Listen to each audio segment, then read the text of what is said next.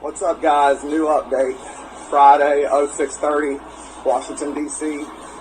And it ain't the police doing the checkpoints no more. It's full out military. Holy shit. I want to show y'all something. See this? See this military right here. All armed. I'm about to show you something very scary. These are big checkpoint gates. I'm going to show you something. This shit is fucking crazy. This isn't Metro PD. This isn't the Secret Service or the Park Police.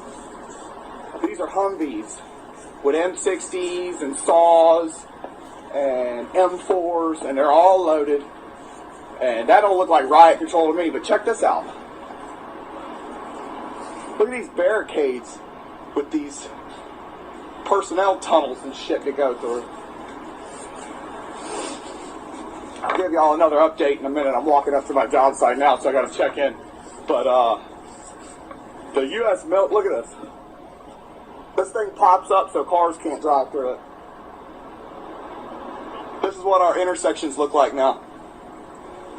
If you need all this to protect your inauguration from the people, maybe the people didn't fucking elect you.